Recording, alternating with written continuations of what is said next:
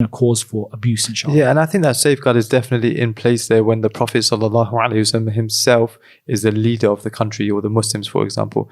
As you go down the generations and you have people like Hajjaj ibn Yusuf, for example, do you think that Islam places too much control in the leader of a country and just allows him to do whatever he wants? I don't think that it is that Al-Hajjaj ibn Yusuf is a good example of a Muslim leader. I think that the statement of some of the Tabi'een that Al-Hajjaj is the punishment of Allah upon you is sufficient in order to prove that Al-Hajjaj ibn Yusuf was not a good example. People fled from his rulership into the governorship of Umar bin Abdul Aziz rahimahullah ta'ala. At the same time, some of the people of his time believed that Al-Hajjaj was not a Muslim. They believed that he had left Islam, but we believe that the correct opinion is that Al-Hajjaj was a Muslim. He was a person who was zalim, he was very oppressive, and he killed a lot of people without right, and ultimately he will have to answer to Allah Azza wa Jalla Yawm al-Qiyamah for that. I don't believe that Islam is responsible for that.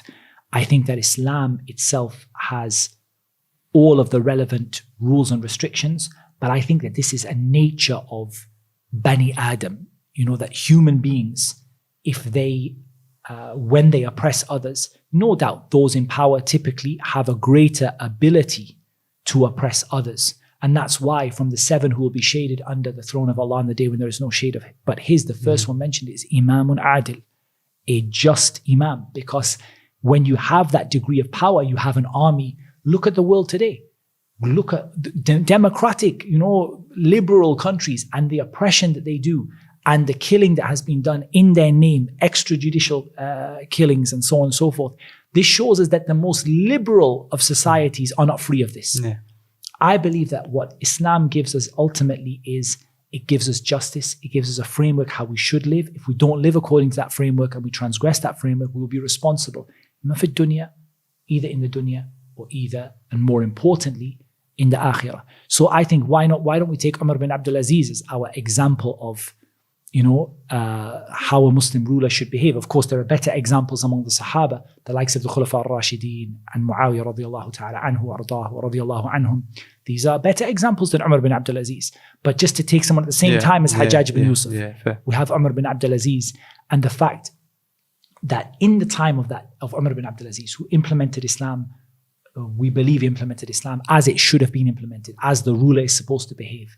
Do you see people walking around without hands and people being stoned to death every 5 minutes and people, this guy lost his head?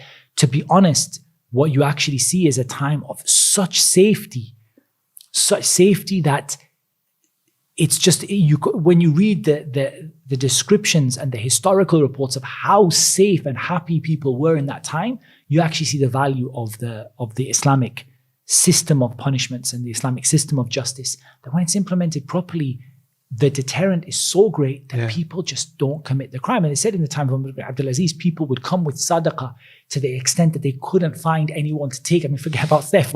They couldn't find anyone who would be willing to take their sadaqah. And that is what happens when you implement Islam properly. And no doubt in the time of Al-Hajjaj bin Yusuf, there was a great amount of tyranny and a great amount of killing. And that was the result of not implementing the religion properly, as the likes of Al-Hasan al-Basri and others, rahimahullah,